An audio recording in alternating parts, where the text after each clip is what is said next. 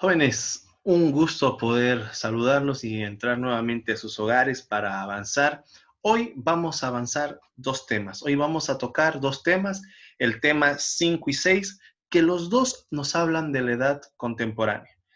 Les invito nuevamente a permitirme compartir pantalla y comenzar la presentación, la edad contemporánea. La edad contemporánea es la última de las edades, es la edad en la cual nosotros vivimos. Comienza con la Revolución Francesa, lo que quiere decir que la edad moderna termina con la Revolución Francesa. ¿Cuáles son las características de la edad moderna? La edad contemporánea. Recordemos que en la Edad Moderna habíamos avanzado la Revolución Industrial. La Revolución Industrial comienza en Reino Unido. Esto hace que haya, vamos a decir así, una copia de modelo en los países que estaban cerca del Reino Unido y una copia no tan efectiva en los países que estaban más lejos del Reino Unido. Lo que quiere decir que aquí nace la revolución industrial, pasa el modelo a la Europa del oeste y la Europa del este recibe una influencia no tan grande, entonces ahí comienza a haber una diferencia en la modernidad y en la modernización de estas sociedades. Esto provoca que de 1840 a 1880, vale decir después de la Edad Moderna, la red de ferrocarriles, pueden ver cómo era en 1840 y en 1880 esto cambia, hace una Europa más conectada un país con el otro.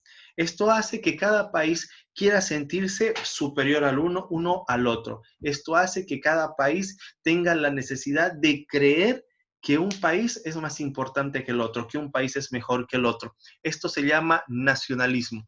El nacionalismo crece tanto en Europa que la gente comienza a desear una guerra para determinar cuál es el país más importante, para determinar cuál es el país más poderoso.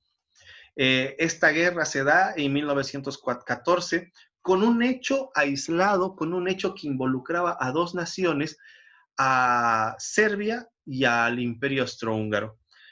Matan al heredero al trono, a Francisco Fernando de Habsburgo, que es asesinado en Sarajevo.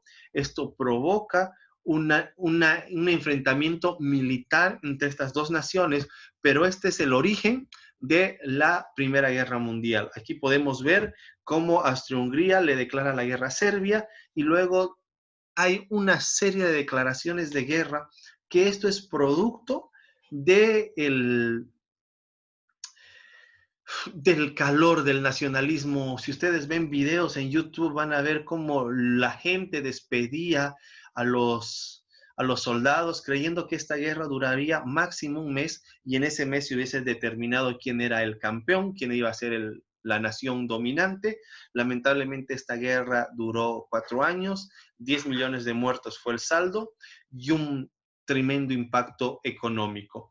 La Primera Guerra Mundial se denominó la Guerra de las Trincheras o la Guerra de los Centímetros, ya que se manejaron con esta estrategia las trincheras, entonces no podían moverse uno del otro lado, entonces fue un capítulo muy oscuro y negro en nuestra historia. Aquí vemos el mapa de la Europa antes de 1914 y después de 1914. Como pueden ver aquí, había un imperio alemán y había un imperio austrohúngaro. En el siguiente mapa ya no hay un imperio alemán, hay otro país que se llama Polonia. Lo que era el imperio austrohúngaro se divide en Checoslovaquia, en Austria, en Hungría, en otros países, Yugoslavia. Rumania pierde territorio o gana territorio. Entonces, y aquí, en este lado, si se fijan, nacen nuevos países como Estonia, Letonia, Lituania. Y más acá estaría Ucrania, que es otro país que nace y se forma gracias a esta Primera Guerra Mundial. Como pueden ver, la Primera Guerra Mundial genera un cambio en el mapa europeo. El siguiente hecho histórico es que en la mitad de la, no a la mitad, un poquito ya a punto de culminar la Primera Guerra Mundial, en 1917 surge la Revolución Rusa. La Revolución Rusa es la revolución de clases en Rusia, al mando de Lenin, quien, apoyado por Stalin y por León Trotsky, toman el poder, le arrebotan el poder al zar, al rey de la época, lo matan y ellos toman un poder y crean una nueva nación, la Unión de Repúblicas Socialistas Soviéticas. Otro hecho importante es el crash financiero, la Gran Depresión en 1929. En octubre de 1929 hay una depresión económica gigante que sirve que les diga, se cree que después de la pandemia y el coronavirus va a verse el mundo afectado por una crisis similar a esta, muy similar. Aquí Estados Unidos y todas las grandes potencias pierden mucho dinero, en un solo día quebran cerca de 1,000 bancos. Esto quiere decir que había una caída precipitosa de dinero, la gente estaba desesperada, había un montón de suicidios, un montón de gente que perdió el dinero, y los Estados Unidos junto a Europa estaban encargados de vigilar que en Alemania no haya más tropas, no haya ejército y demás, pero esta situación económica hace que un líder emerja, nazca y comience a enamorar a Alemania con su discurso de venganza, Adolfo Hitler. Adolfo Hitler se hace del poder mediante estrategias de la guerra relámpago, permite dominar Europa.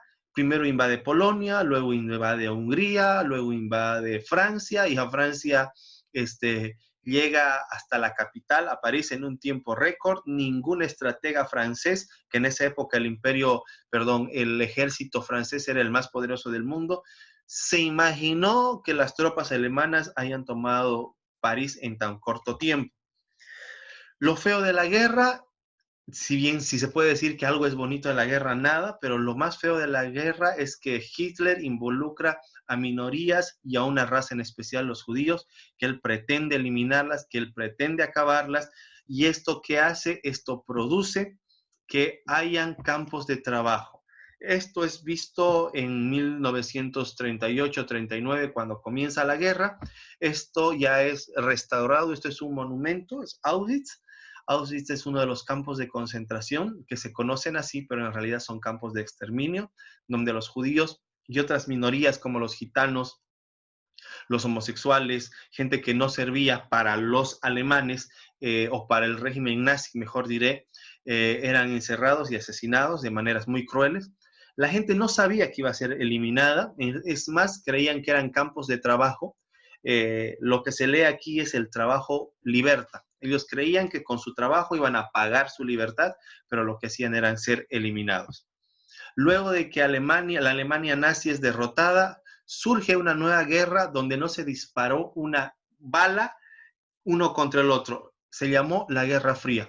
Dura de 1945 a 1991, que se enfrentan dos superpotencias, Estados Unidos por un lado y la Unión de Repúblicas Socialistas Soviéticas, la URSS, por otro lado. Fue una guerra de ideologías, el capitalismo por un lado, el comunismo por otro, y esto salpicó a todo el mundo. Esta guerra fría salpicó a todo el mundo. Lo primero que pasa es que Alemania, que fue dominada por los soviéticos y por los americanos, es dividida en dos y se crea un muro, el muro de Berlín, que divide las dos Alemanias. Gracias a la Segunda Guerra Mundial, Alemania es dividida en dos.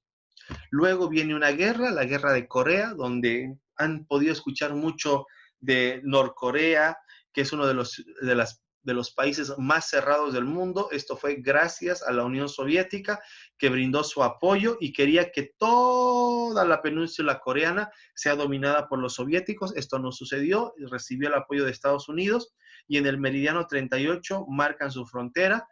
Como dato curioso, las dos Coreas nunca firmaron la paz, quiere decir que todavía se mantienen en guerra y en cualquier momento pueden haber la vuelta a las hostilidades. Esta rayita que ven aquí, la frontera, es la zona más armada del mundo. No hay una zona que tenga más armas que esta, porque como siguen en guerra, se están preparando para cualquier momento comenzar la guerra. Otra guerra muy importante y donde por primera vez Estados Unidos pierde una guerra, es la guerra de Vietnam. Esta imagen es muy icónica, ha ganado uno de los premios al periodismo más importantes, un Pulitzer, la foto. ¿Por qué?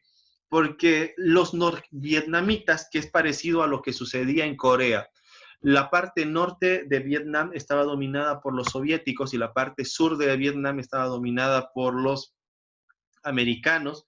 Los norvietnamitas comenzaron una guerra de guerrillas y ellos se infiltraban entre los pobladores y Estados Unidos no sabía efectivamente contra quién peleó. Peleó una guerra de guerrillas que no estaba acostumbrada a hacerlo. Entonces, ¿qué sucede en esta foto exactamente?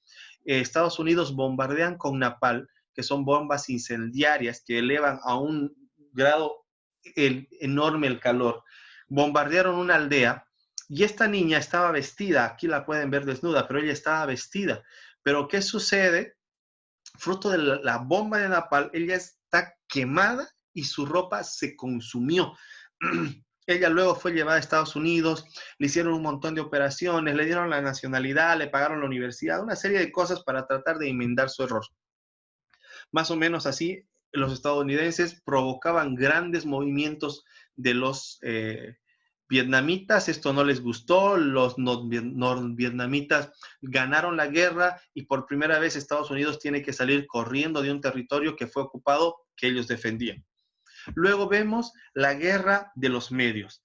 Como había una guerra de pensamiento entre la Unión Soviética y Estados Unidos, ambos produjeron películas, series, dibujos animados, música y todo que enfrentaba. Era una guerra ideológica. Aquí vemos a Rambo. Si ustedes ven la primera película de Rambo, Rambo es el que prácticamente gana la guerra de Vietnam tratando de lavarle la cabeza a los americanos, que muestra y se ve que perdieron. Rocky, creo que es Rocky 3, cuando Rocky se enfrenta contra Iván Draco, un soviético, y es todo una serie de eventos que muestran cómo era la Guerra Fría.